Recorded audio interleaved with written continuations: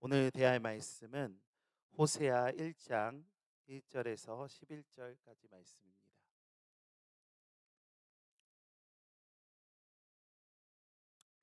그리스도 중심의 성경 읽기 오늘까지 다니엘서이고 내일 새벽부터 오늘 수요예배 저녁부터 이제 호세아서 이렇게 살피도록 하겠습니다. 우리 1절에서 11절 말씀 한 절씩 교독하도록 하겠습니다. 우시야와 요담과 아하스와 히스기야가 이어 유다 왕이 된 시대 곧 요아스의 아들 여로보암이 이스라엘 왕이 된 시대에 부엘의 아들 호세아에게 임한 여호와의 말씀이라. 여호와께서 처음 호세아에게 말씀하실 때 여호와께서 호세아에게 이르시되 너는 가서 음란한 여자를 맞이하여 음란한 자식들을 낳으라. 이 나라가 여호와를 떠나 크게 음란함이니라 하시니 이에 그가 가서 디블라임의 딸 고멜을 맞이하였더니 고멜이 임신하여 아들을 낳음에 여호와께서 호세아에게 이르시되 그의 이름을 이스르엘이라 하라. 조금 후에 내가 이스라엘의 피를 예후의 집에 갚으며 이스라엘 족속의 나라를 패할 것임이니라. 그날에 내가 이스라엘 골짜기에서 이스라엘의 활을 꺾으리라 하시니라. 고멜이 또 임신하여 딸을 낳음에 여호와께서 호세아에게 이르시되 그의 이름을 로루하마라 하라. 내가 다시는 이스라엘 족속을 긍휼히 여겨서 용서하지 않을 것임이니라. 그러나 내가 유다 족속을 긍휼히 여겨 그들의 하나님 여호와로 구원하겠고 활과 칼이나 전쟁이나 말과 마병으로 구원하지 아니하리라 하시니라. 고멜이 로루하마를 젖된 후에 또 임신하여 아들을 낳음에 여호와께서 이르시되 그의 이름을 노암미라 하라. 너희는 내 백성이 아니요 나는 너희 하나님이 되지 아니할 것임이니라. 그러나 이스라엘 자손의 수가 바닷가의 모래같이 되어서 헤아릴 수도 없고 셀 수도 없을 것이며 전에 그들에게 이르기를 너희는 내 백성이 아니라 한 그곳에서 그들에게 이르기를 너희는 살아계신 하나님의 아들들이라 할 것이니라. 같이 읽겠습니다. 이에 유다 자손과 이스라엘 자손이 함께 모여 한 우두머리를 세우고 그 땅에서부터 올라오리니 이스라엘의 날이 클 것이미로다. 아멘. 우리 옆에 분들과 인사 나누겠습니다. 이렇게 나누겠습니다. 우리는 하나님의 울타리 안에 한 편입니다. 시작. 네, 저 한 편이란 말을 좋아하는데 어느 분께서는 이렇게 적어놨더라고요. 남편을 남의 편이라고 핸드폰에 저장해 놓고 막 그러시던데 우리는 남의 편이 아니라 한 편입니다. 또 하나 우리는 하나님의 울타리 안에 가족입니다. 축복합니다. 사랑합니다. 시작.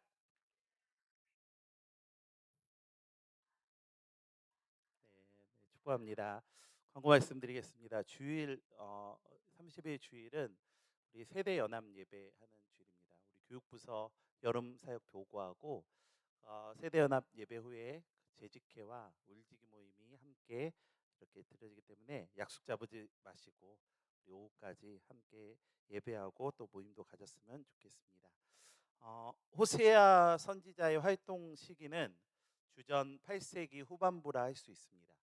그래서 이 시기가 이제 호세아 1장 1절에는 남유다 왕들이 먼저 이렇게 나열돼 있고 뒤에 이제 여로보암 2세가 적혀 있는데 호세아는 북이스라엘에서 활동한 사람으로서 이 여로보암 2세 때부터 북이스라엘이 망한 시점 또 잠깐 그 이후까지도 이렇게 활동했다라고 볼 수 있습니다. 여로보암 2세 당시는 재정적으로 정치적으로 이 나라가 북이스라엘이 안정된 시기입니다. 그래서 그러나 겉보기에 평화롭고 풍요로운 시대에 호세아를 부르신 하나님께서는 2절을 이렇게 평가하세요. 2절에 보면은 여호와께서 처음 호세아에게 말씀하실 때 여호와께서 호세아에게 이르시되 너는 가서 음란한 여자를 맞이하며 음란한 자식을 낳으라. 이 나라가 여호와를 떠나 크게 음란함이니라 하시니 이렇게 말씀하신다는 것이죠. 나라가 여호와를 떠나 크게 음란한 시대라고 하나님께서 평가하십니다. 이 2절에 음란함이란 단어가 세 번이나 나와요. 음란한 아내, 음란한 자식들을 낳을 것이고 그리고 이 나라가 음란합니다. 음란함은 행음이라는 말로 의미를 할 수 있습니다. 이 행음은 결혼한 관계에서의 행음입니다. 책임과 의무가 따르는 상태에서의 모습이라는 것이에요.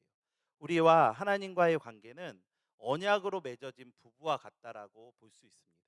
그렇기 때문에 이 음란함의 핵심은 하나님 아버지께서 내게 기쁨과 즐거움으로 하나님을 찬송하도록 주신 모든 것을 자신의 이익과 유익을 위해서 팔아먹는 마음가짐과 자세, 그리고 태도, 그리고 행동까지를 말합니다. 행실까지. 자신의 유익과 이익과 욕망과 욕정과 그리고 욕심과 욕구를 위해서 소진해 버리는 모든 것, 그렇게 음란함은요 곧 우상 숭배하고 똑같은 것이에요. 하나님께서 나에게 주신 기쁨을 망각하고 다른 데에서 기쁨을 찾고 다른 데서 만족함을 찾는 것, 그러니까 하나님보다 더 사랑하는 것, 그것이 우상 숭배인 것이죠. 그래서 여로보암 2세 시대가 그랬다는 것입니다. 41년 동안 장기 집권을 하며 북이스라엘의 최대의 번성기를 누렸지만 영적으로는 아주 타락한, 영적으로는 타락이 극에 달한 시대가 그 시대였다라는 것입니다. 우리가 잘 아는 이 북이스라엘 초대 왕이 여로보암 1세입니다. 여로보암은 2세 때 금송아지 우상을 베델과 단에 두어 우상 숭배를 자행했습니다.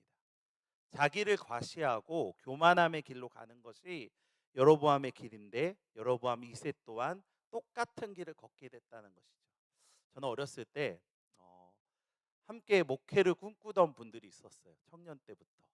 그래갖고는 그분들과 잠깐이나마 이제 교회를 세운 적도 있습니다. 저는 개척을 한번 해본 목사예요. 참 그 1년이 시간이 되게 소중했는데 청년 시기 때부터 만나서 꾸준히 지금까지도 교제하고 있습니다. 그때 저희의 비전이 건강한 교회, 하나님께서 기뻐하시는 교회를 세우기 위해서 어떻게 할 것인가. 그래갖고는 매주 주일마다 교회 사역을 마치고 나면은 뭐 저녁 예배도 드리는 교회도 있고 그러잖아요. 그러면은 찜질방에 모여갖고는 한 10시쯤인가 9시쯤에 찜질방에 모여서 교회 예배는 이렇게 해야 돼. 뭐 소그룹은 저렇게 해야 돼. 제적 원칙도 세워보고 그때 제 목회관이 진짜 많이 이렇게 정립된 되게 행복한 시기였어요. 피곤했어요. 한 2시까지 막 그런 얘기하다가 그 다음 날을 맞이하고 막 그랬었는데 그때 그분들과 다짐했던 것 중 많은 것이 있는데 그 중에 하나가 무엇이냐면 변하지 말자는 것이었어요. 관계가 아니라 어떤 상황이 와도 안 좋게는 변하지 말자. 여러분 군대가 부조리가 많잖아요. 요즘 군대가 많이 좋아졌다라고 합니다. 뭐 국회의원이 2박 3일 동안 병영 체험을 하고 와서 군대가 대단히 좋아졌대요. 이등병들이나 뭐 병장들의 부조리가 많이 없어졌대요.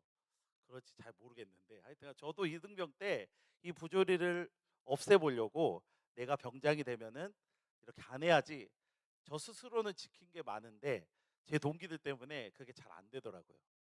저만 지켜서는 절대 안 되더라고요. 권력과 기득권을 잡고 나면 그게 쉽지 않다라는 것이에요. 교회도 그렇고 정치도 그렇고요. 부와 번영이 사람을 변하게 할 때가 너무나 많습니다. 하나님께서 주신 것을 망각하고 자기 부인 아니라 자기 욕망을 투사하여 자기 과시의 수단으로 여기는 순간 변화되는 것이에요. 나쁜 쪽으로. 여러분 우리는 은혜로 사는 자들입니다. 이것을 망각하는 순간 우리는 안 좋은 쪽으로 변할 수밖에 없는 것이에요. 사람이기 때문에. 여러분 우리 옆에 분들에게 이렇게 고백하겠습니다. 우리는 변하지 맙시다. 시작. 네, 한 번 더. 네, 외모도 안 변하면 참 좋겠는데. 네. 자, 이렇게 하겠습니다. 한결같이 겸손합시다. 시작. 네. 우린 사람이기 때문에 변할 수 있습니다. 근데 안 좋은 쪽으로 말고요.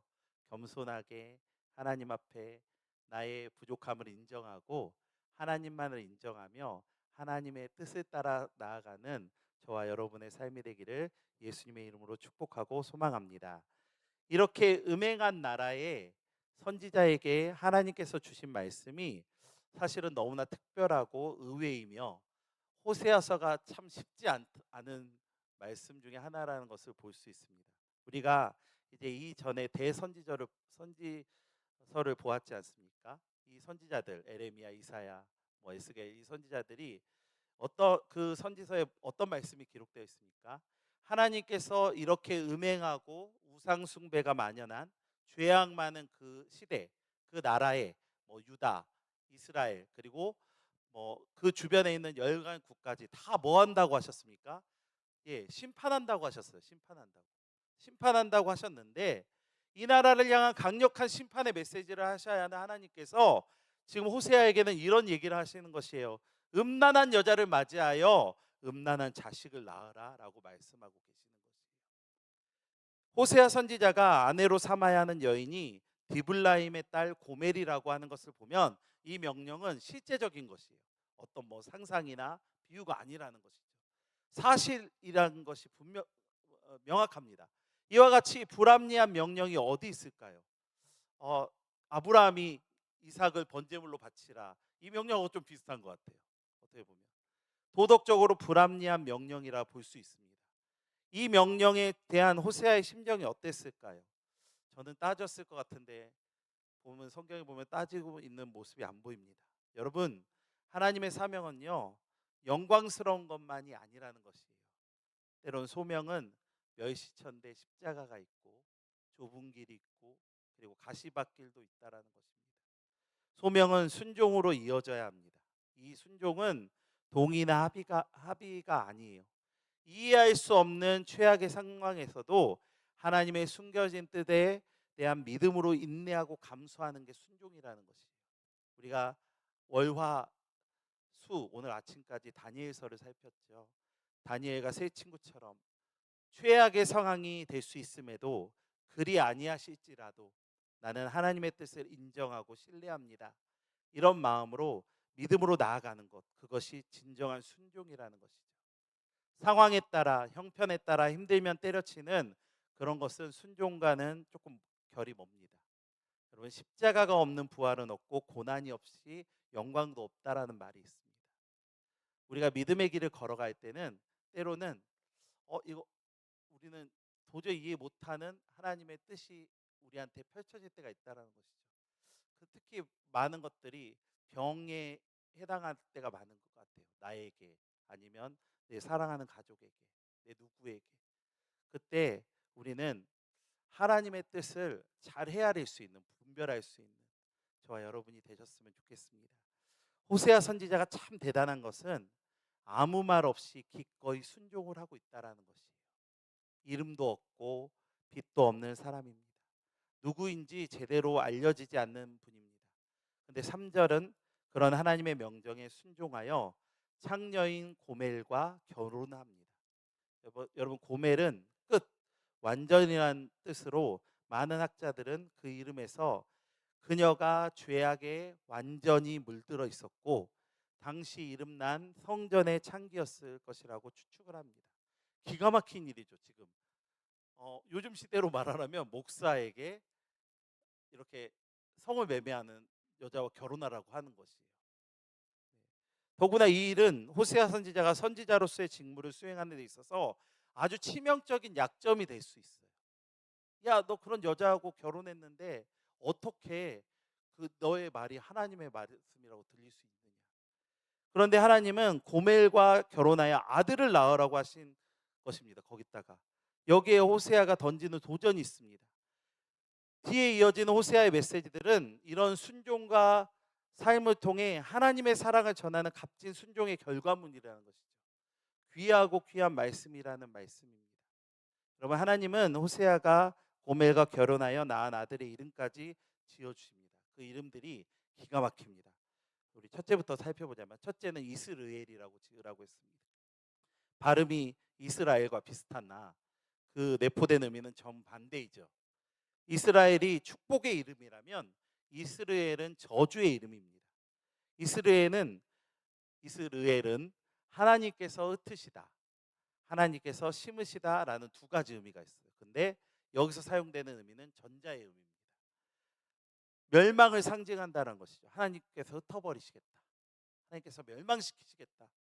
이것은 이스라엘로 상징되는 북이스라엘 백성들이 하나님 보기를 싫어하고 우상 숭배하는 죄악을 밥 먹듯이 하고 있는 상황에 대한 징계의 의미가 담긴 이름이에요. 그래서 하나님께서는 이제 이 백성들을 북이스라엘 땅에서 그 이름이 의미하는 그대로 사방으로 흩어버리실 것이다.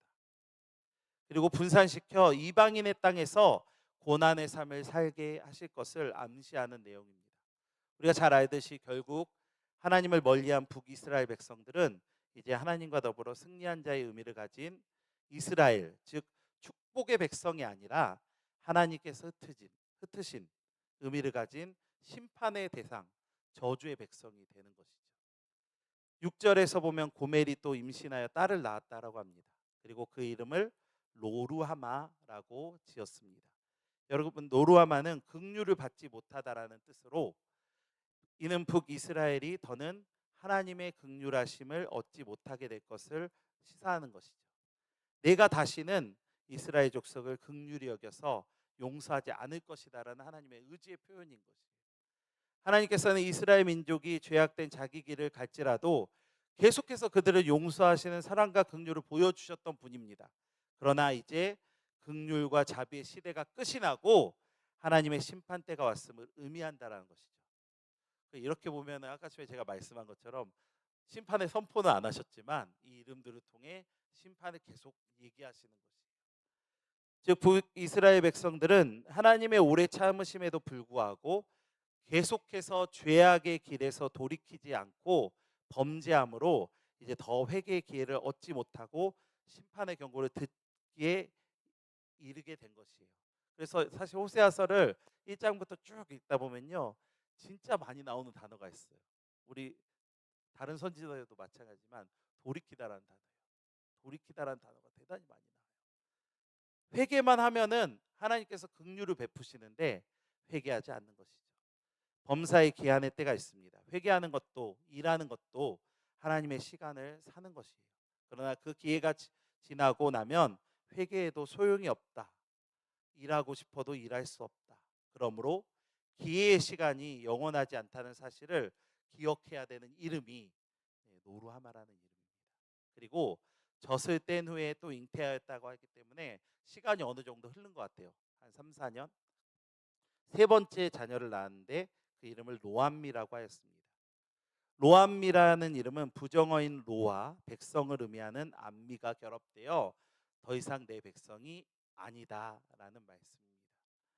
이 이름은 호세아의 두 자녀의 이름과 같이 북이스라엘 백성에 대한 심판을 상징하는데 앞에 두 자녀의 이름에서 보여준 북이스라엘에 대한 하나님의 심판보다 훨씬 더 강한 심판 의지가 담겨져 있는 이름이라 할 수 있습니다. 곧 하나님께서 북이스라엘과 맺은 모든 언약의 관계를 청산하시겠다라는 저주의 선포예요. 더 이상 너와 나는 상관이 없다. 내 백성이 아니다라고 이야기하는 것이에요. 이스라엘이 북이스라엘에 대한 단순한 징계의 선포, 이스라엘이 북이스라엘에 대한 단순한 징계의 선포라면 로루아마는 하나님의 은총을 거두시겠다라는 선포이고 로암미는 북이스라엘을 아주 이방과 같이 취급하겠다라는 선언이라는 것이죠. 자녀의 이름을 이렇게 지으게 하신 하나님의 분명한 의도가 있다라는 것입니다. 진노의 강력한 표시라는 것이죠. 근데 이렇게 끝나면 안 되잖아요. 호세아서가 참 놀라운 책이면 이게 끝이 아니고 반전이 있다는 것입니다. 우리 10절 말씀 같이 한 목소리로 읽도록 하겠습니다. 시작. 손의 수가 바닷가의 모래같이 되어서 헤아릴 수도 없고 셀 수도 없을 것이며 전에 그들에게 이르기를 너희는 내 백성이 아니라 한 그곳에서 그들에게 이르기를 너희는 살아계신 하나님의 아들들이라 할 것이라. 아멘. 여기서 보면 그러나 이스라엘의 백성의 수가 바닷가에 모래할 만큼 헤아릴 수 없을 정도로 많아질 것이다라고 말씀하고 계세요. 분명히 흩으셨는데 백성의 수가 많을 것이다. 그리고 내 백성이 아니라고 한 그곳에서 살아계신 하나님의 아들 자녀라고 내가 선언할 것이다 라고 분명한 회복의 메시지를 주고 계시고 있어요. 비참한 가정의 끝이 아니라 그럼에도 불구하고 하나님의 변함없는 사랑으로 그 자녀들을 구원하실 것이라는 선포를 하고 계시는 것이에요. 비록 아수르와 바벨론에게 패망하였지만 구원하시겠다는 것입니다. 여러분, 이것은 이스라엘이 갖고 있는 의로움 때문이 아닙니다. 하나님의 사랑, 긍휼하심으로 이루시는 것입니다. 이스라엘의 의로움 때문이 아니라 하나님의 긍휼하심, 사랑이 이루게 하시는 것입니다. 이것이 은혜라는 것이죠. 죄악으로 죽어 마땅하지만 여전히 하나님은 사랑하신다는 것이에요. 여전히 긍휼히 여기신다는 것이에요. 전에 저희에게 이르기를 너희는 내 백성이 아니라 한 곳에서 실패한 자리에서 다시 일으키시겠다는 것이에요. 실패한 그곳이 어딜까요? 저는 십자가의 은혜의 자리라고 생각합니다. 다시 일으키는 곳, 그곳 또한 십자가의 은혜의 자리인 것이에요. 여러분, 저와 여러분은 이런 죽어 마땅한 죄인이었습니다. 그러나 예수 그리스도의 그 놀라운 십자가의 은혜, 하나님의 사랑의 증거인 예수님의 은혜로 말미암아 우리는 다시 일어서서 하나님의 자녀라는 명칭을 얻음에 너무 감사하시기를 예수님의 이름으로 축복합니다. 11절도 이런 말씀이에요. 이에 유다 자손과 이스라엘 자손이 함께 모여 한 우두머리를 세우고 그 땅에서부터 올라오리니 이스라엘의 날이 클 것입니다. 북이스라엘은 자신이 사랑하던 아수르에게, 남유다는 자신이 의지하던 바벨론에게 멸망합니다. 여러분, 왕이신 하나님을 저버린 결과는 다른 것들의 지배를 받게 되는 것이에요. 물질을 섬기면 물질로, 명예를 섬기면 명예로 무너지는 것이에요. 하지만 징계로 끝나는 것이 아니라 70년이 지나서 다시 회복시키신다는 것이에요. 70년은 단순한 고난이 아니라 징계의 시간이며 정금같이 단련되는 성숙의 시간인 것이에요. 그래서 여기서 한 우두머리는 어떻게 보면 가장 가까운 쪽으로 보자면 남유다의 마지막 왕이었던 이 시드기야의 손자 스룹바벨을 이야기합니다. 그런데 여기서 한 우두머리 누굴까요? 저는 예수 그리스도라고 생각해요. 예수님을 통해서 무너진 성정이 재건되어지고, 예수님을 통해서 십자가 은혜를 통해 하나님과의 그 나라 백성과의 관계가 회복되어지는 것. 죄악과 우상 숭배를 깨어져 버려서 저주의 이름을 흩으시는 저주의 이름 이스라엘, 긍휼이 이미 떠난 노루하마, 더 이상 내 백성이 아니다 하시는 노암미 같이 전혀 회복 가능성이 없는 그 백성에게 하나님께서 예수 그리스도를 통해 다시 내 자녀가 될 것이다라고 지금 말씀하고 계시는 것이에요. 한 우두머리를 세워서 우리도 동일한 은혜를 받은 자들입니다. 자격 없는 나 같은 사람을 사랑하신다는 것이죠. 긍휼을 베풀 수 없을 만큼 죄 많은 나를 긍휼히 용서하신다는 것이죠.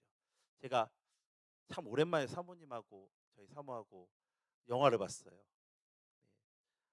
그 전주에는 그 스파이더맨을 봤는데 저는 이 어벤져스 세계관을 전혀 몰라갖고는 재미가 하나도 없더라고요.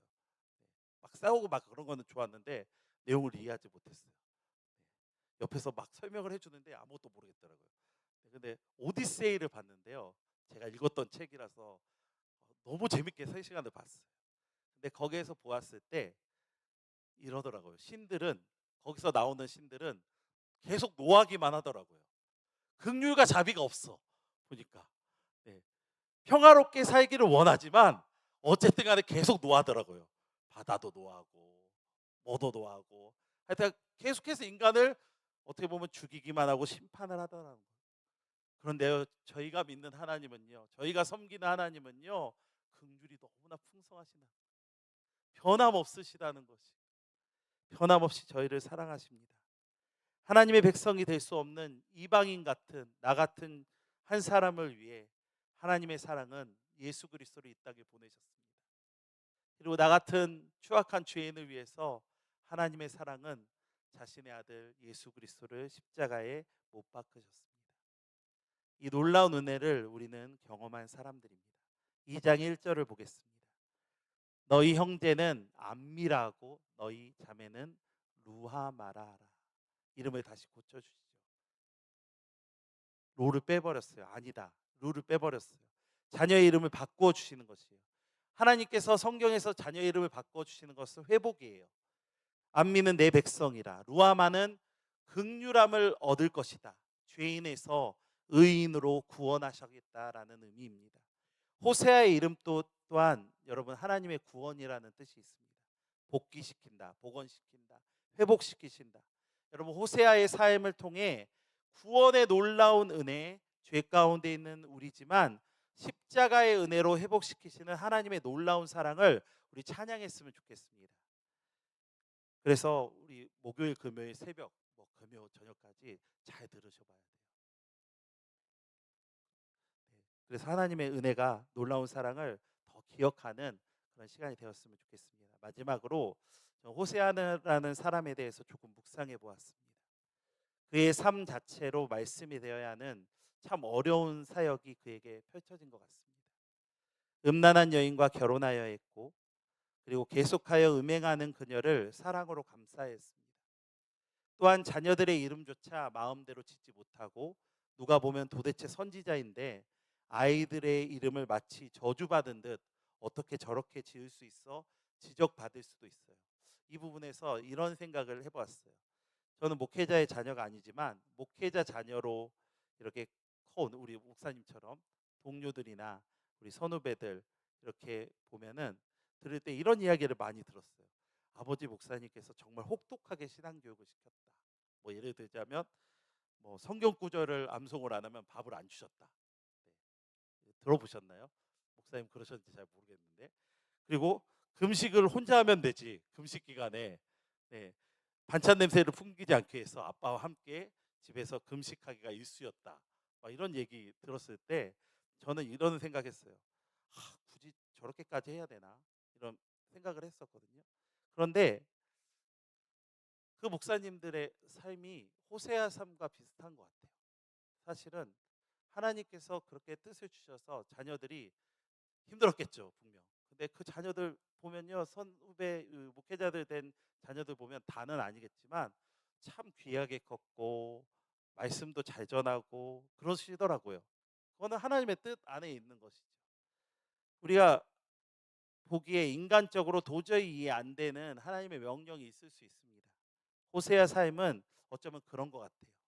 근데 호세아는 저 삶은 전적으로 하나님께 순종하는 삶이었다라는 것을 우리는 그것을 바라봐야 된다는 것이에요. 이러한 호세아의 삶의 전체는 하나님께 전 인격을 건 순종의 삶을 우리에게 가르쳐주고 있다는 것입니다. 또한 이스라엘을 향한 하나님의 사랑을 유형화하여 보여준다라고도 볼 수 있습니다. 이렇게까지 한 가정과 한 사람의 인생을 걸고 하나님의 말씀을 증거하고 하나님의 사랑을 전해했던 호세아 선지자는 그 이름처럼 주님을 닮아가는 구원의 통로로 사용되었다는 것이에요. 호세아는 구원이라는 의미입니다. 그래서 여호수아와 예수님의 이름과 같은 의미입니다. 그런 면에서 호세아서는 하나님의 사랑이 가득 담긴 책이기도 하고요. 또한 하나님의 사랑에 올바르게 응답하지 못하는 북이스라엘을 부끄러운 모습이 가득하기도 하고, 그리고 우리에게 도전을 주는 것은 그런 가운데 어떻게 보면 이성적으로 참 어려운 명령임에도 불구하고 부르신 하나님의 뜻을 따라 순종하며 살고 있는 호세아를 통해 우리에게 도전하고 계신다라는 것이에요. 제가 말씀드린 것은 호세아와 같이 살라는 말씀이 아니에요. 물론 이 시대 가운데 호세아에게 행한 명령 또는 아브라함에게 행한 명령과 같은 명령을 하나님께서 우리에게 내리지 않으십니다. 그렇지만 우리 시대의 빛과 소금이 되라고 부르신 우리의 삶을 어떻게 살고 있냐는 너무나 중요한 문제라는 것입니다. 여러분, 하나님의 말씀에 정말 순종하고 계십니까? 하나님의 뜻이 있는 곳에 내가 있으십니까? 그게 우리에게 너무나 중요한 문제라는 것입니다. 그래야지만 제가 월요일날 말씀드린 것처럼 다니엘과 세 친구가 그것이 하나님의 뜻이 아니라고 단호하게 부정하며 담대하게 나갈 수 있는 믿음의 행위가 나타나는 것이에요. 사랑하는 성도 여러분, 하나님의 말씀에 순종함으로 믿음으로 살아가시기를 예수님의 이름으로 축복합니다. 호세아서는 하나님의 사랑과 호세아의 선지자의 순종의 마음이 가득히 담겨진 책입니다. 우리 변함없는 하나님의 사랑에 감격하고 호세아의 순종을 본받는 저와 여러분이 되시기를 예수님의 이름으로 축복하고 소망합니다.